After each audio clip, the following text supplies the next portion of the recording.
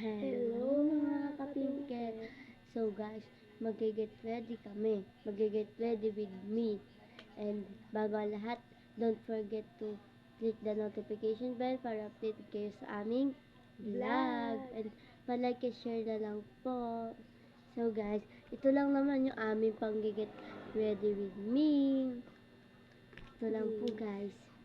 Siyempre, ang suklay para laging maganda yung hair natin. So guys, simulan na natin. So first, magsuklay muna tayo.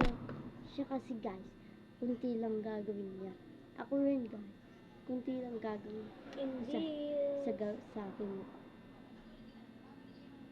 So guys, pulbo na tayo guys. Ayan, tara na, puro tago. so pagkatapos ko guys hindi ko na pinahid yung buko guys. Okay na yan. Hindi man yung sasama sa amin. For today's guys, ano muna tayo kahit bawal sa akin. Guys, pagpasasyaan nyo na yung lightning guys. Sobra kasing liwanag. Okay na May guys. ubo pa kami. Guys. Kaya, sorry guys. Wala pa tayong this guys.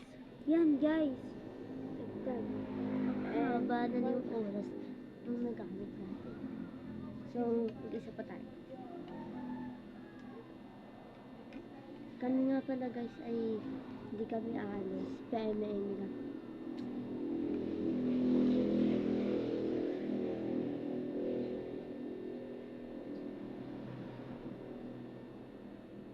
Pumuti ba guys? OA naman nito. Sobrang OA. Nasa na? So guys, parang wala namang effect. Ganyan lang talaga siya. Pero guys, bahal talaga sa akin ang pulpo. Ayan guys, pag may... So guys, unahin ko na lang. Napadami! Diyos ko. So guys, unahin ko lang eyeshadow muna pala guys, bago ang lip. Eyeshadow muna tayo guys. Halati, patapos na yung oras.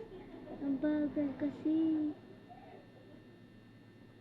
Halati, ano nangyari sa akin? Te, pala ako bilisan mo na. Te, kailangan natin yung pulpo guys. Kasi napadami.